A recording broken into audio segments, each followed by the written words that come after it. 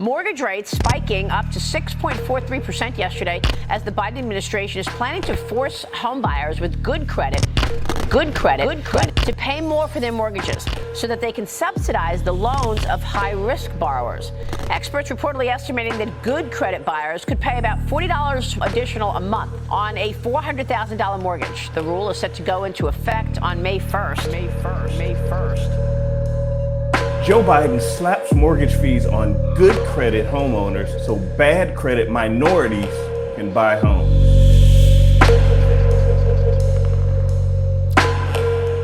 Wow. If your primary news source is that company that just paid $787 million to settle a $1.6 billion defamation lawsuit, i.e. Fox News, then this is the type of thing that would definitely interest you. If that's the case, not because that stuff is factual, but because that kind of fits your worldview. And if that's the case, you're probably not going to like this video. So let's jump into it.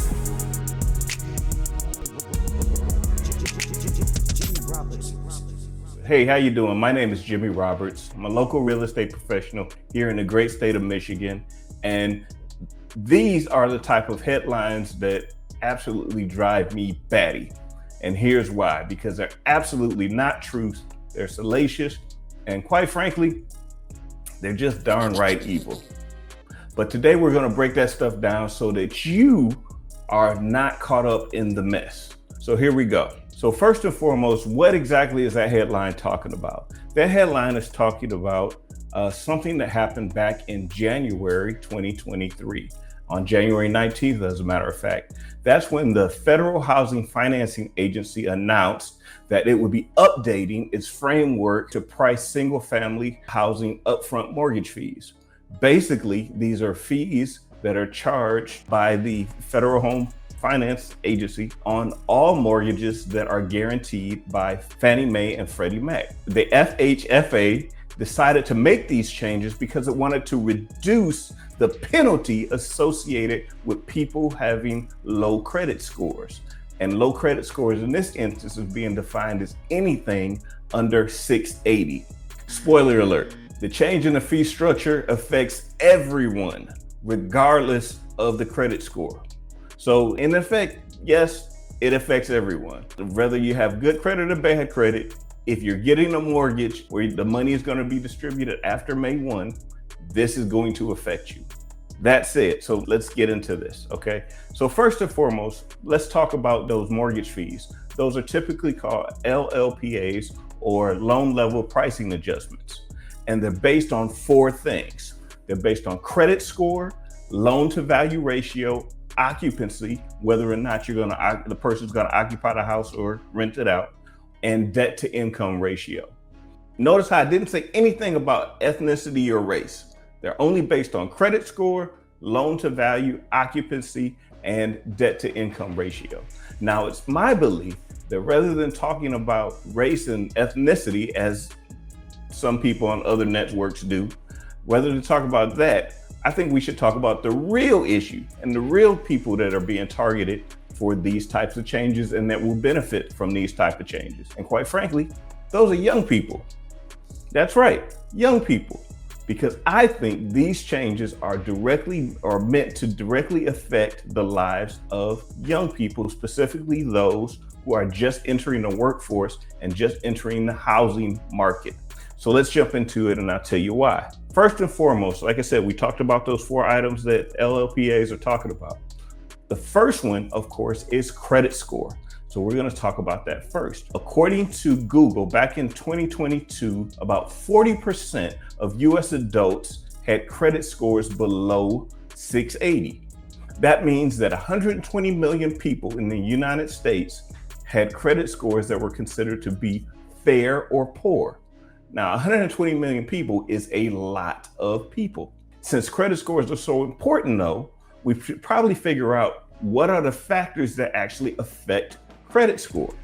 So let's jump right into that. So I went over to the Fair Isaac Corporation's website, FICO. They're the people who produce credit scores. Matter of fact, according to their website, 90% of all organizations that rely on credit scoring in their business rely on the Fair Isaac or FICO score.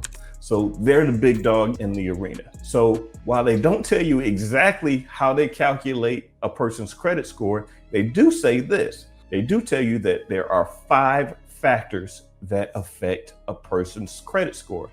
Those are 1, payment history, the amounts that somebody owes, the length of the credit history, the whether or not they're applying for new credit, and the credit mix. Now, here's the thing with that.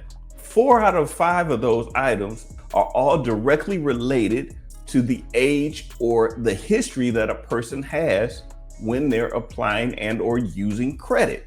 Those are all age related. I mean, because let's call it what it is. If you have just graduated from college, you got a brand new minted college degree in one hand, probably have college debt in the other. That's your credit history, right? Matter of fact, let's take that example a little step forward. And according to the National Association of Colleges and Employers, the average starting salary for college graduates with bachelor's degrees in the US in 2022 was $55,260, while the average loan debt for that same student was $32,731. That means that they had a debt to income ratio of approximately 57%. That means for every $100 they earned in income in their new job, $57 of that would be going towards debt repayment. That's huge.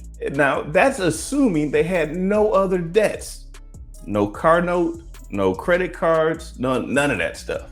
Now, I don't know if that's really the case, but I think we can see that in terms of relation to credit score, if the thing that you're being scored on, your credit score here, especially when you get right out of college, it's probably not going to be that high because, again, you haven't had the opportunity to build up any income because you just got a job. How did you get your job? Additionally, to have a high credit score, you got to have credit. Now, if you were judicious, like I hope many people are, and they don't rack up a lot of credit card debt while they're in college and have no way to pay for it, then you have no credit to build history on because you just need credit to build credit history. So if that's the case, again, age, that will change over time. It's an effect of age over longevity. And as you can see here, your credit score is directly, and they reward the FICO organization or the FICO calculation rewards consistency and longevity.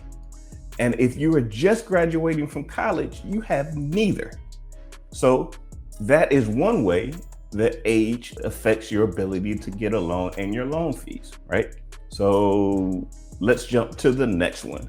But wait, before we go to the next one though, let me share this too. According to Experian, the credit reporting agency, people who just graduated from college or in that Generation Z zone between 18 and 25, they had an average credit score of 674. Again, anything below 680 is assumed to be bad credit. Compared to that of a baby boomer, who's somewhere between 57 and 74, they had an average credit score of 740. Of course that makes sense, right? The older you get, the more money you have, the more ability you have, the more money you have to earn, the more ability you have to pay off any debts, and your ability to, do all the life stuff that comes along with being older and generating more income. Hashtag rich grandpa who paid for my college in his will. That's just the way it is. So bringing it back to LLPAs, if the first factor that's considered when determining your mortgage fees is your credit score, young people are screwed from the start. Because again, the credit scoring system rewards longevity and consistency. They haven't had time to demonstrate either. Next up, we're going to talk about debt to income ratios. Now, as indicated above, if you got an average 4-year college grad starts their working career with student loan debt, that means that they start in the hole. They automatically start with debt. And typically, again, as with everything else, typically as they get older and grow in their careers and they're able to offset that debt because they have time to increase their income and pay it off. Again, using statistics, these are easily found statistics. Typically speaking, the debt to income ratio in Generation Z is 67%. 67% compared to baby boomers, which is about 44%. That's huge. Not only do baby boomers earn more, but their debt to income ratio is less, which again means they're more creditworthy according to these criteria. So next up, let's talk about loan to value. Like the other features, loan to value is really a factor of savings, right? Because the amount of money that you have to put down is directly tied to the capital that you have saved. Again, if you're just starting out, you have no money to save. Your first few checks are gonna go to establishing your household, plain and simple. That's just the way it works. You've got no pennies to save, so you're not gonna have a huge amount of money to put down on a mortgage or to put down on a house, right? So if that's the case, again, you're screwed because of your age. But I want to be, like Sir Rod Stewart once said, forever, forever young. So here are some additional statistics. Let's check them out. So Generation Z, 18 to 25-year-olds have an average savings of about $10,000 compared to their baby boomer counterparts who have well over 10 times that at $100,000 on average. You see where we're going with this? Age is a factor. Let me give you an example, a further example, okay? So I did a comparison of all of the homes that have the lowest price housing markets for starter homes in the United States. And first and foremost on that list was the city of Detroit, which I thought was interesting. And it's convenient, seeing as how I was born and raised in the city of Detroit and I operate in that market currently. So as you can see here, the average sales price for a starter home, that's a home that's, typically between 1,000 and 1,500 square feet, maybe 3 bedrooms, 1 bathroom, something like that, a starter home. That price is $169,000. $169,000. What you may not know is that the typical rent in Midtown Detroit, which is pretty much where if you're just starting your career with few entanglements, i.e. children, marriages, etc., you're gonna head down to Midtown Detroit because that's the new hotness. That's where everything is hot and popping, right? Guess what the average median rent is for a 2-bedroom apartment down there? $2,250. $2,250. Wow. So again, the question, since we're talking about mortgages and loans and stuff, is there any wonder why someone would want to buy a home as opposed to pay $2,250 for a 2-bedroom apartment? Is it that obvious? I'm sorry. Of course not. Let's dig further into that. So if you wanted to purchase a home in that situation, as opposed to paying that $2,250, all in, you would be able to purchase a house with 3.5% down, pay principal, interest, taxes, and insurance for under $1,500 a month. That's a $700 a month savings for buying a property. That is why this is so important, because we need young people to buy properties, especially in cities like older cities like the city of Detroit, Chicago, El Paso, Memphis. We need them to buy homes there because when younger people buy these older homes that they're purchasing oftentimes, they're buying them, they're renovating them, they're turning something that was old and maybe on the edge of their functional obsolescence, and they're making them beautiful. They're transforming the entire neighborhoods, and because they're taking their savings, i.e. that $700, and as opposed to giving it to a landlord, they're sending a portion of that over at Home Depot and buying stuff to improve their housing. We need that. That is the types of things that we need. So this is the major reason that the Biden administration wanted to initiate this change in the framework. Now, I know there's some people out there that say, wait a minute, but we're still penalizing those people with great credit scores. Yeah, we are. But guess what? We are penalizing those people that are just starting out that didn't have a chance to build a great credit score even more. Let's take a look at an example. In the United States, the average single-family home sales price is $380,000 as of March 2023. $380,000. So let's assume, for our example, we're dealing with two people. Both of them have 20% to put down on their mortgage, okay? And one person A, has a credit score of 640. Person with credit B has a credit score of 740. Again, more than likely in these examples, we're talking about somebody who's done what they're supposed to do.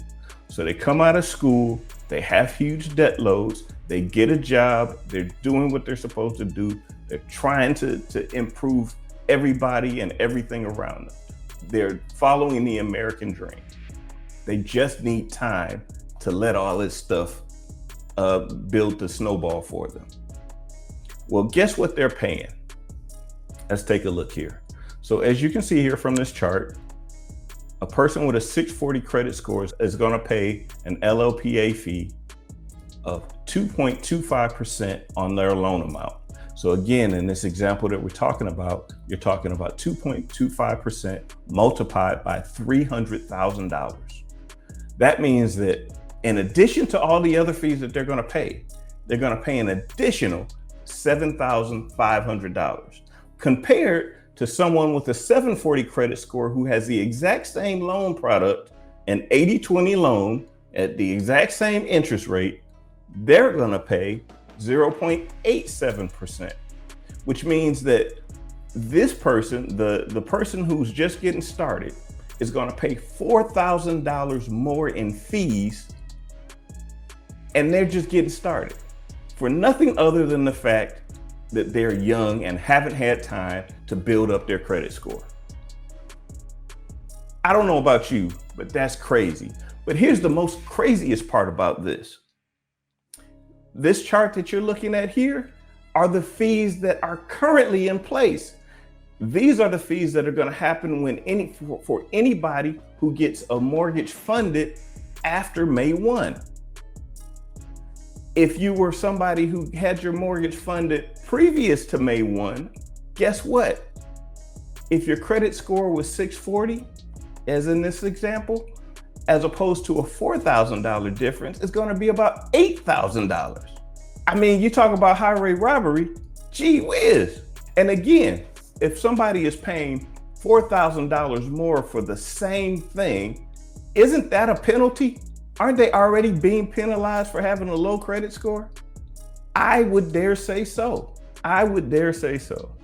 So let's bring this full circle. One of the things that I really hated about those headlines that are on Fox and channels that support Fox and other things like that, one of the things that I really hate about them, they have no facts. I'll just put it that way. Completely unfactual, and I'm going to prove it to you. So again, right now, what we know is that there are 120 million people in the United States that have credit scores below 680. The question becomes this. This program was meant specifically to help people with credit scores below 680. So the question is, based on race and ethnicity, how many of those people, the minorities, because all people have bad credit, how many of those minorities could potentially be helped by this? Let's see.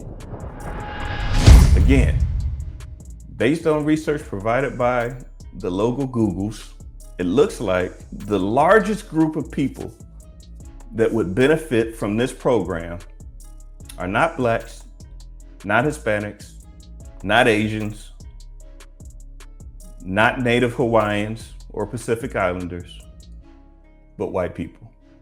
Not by a little, but by a whole lot. So it looks like the largest group of minorities that are benefiting from this program are not minorities at all. If you like this video, you probably want to take a look at this other video where we talk about the sales comparison method. Alrighty, this is Jimmy Roberts, your local real estate professional, and I will see you in the next video. See you.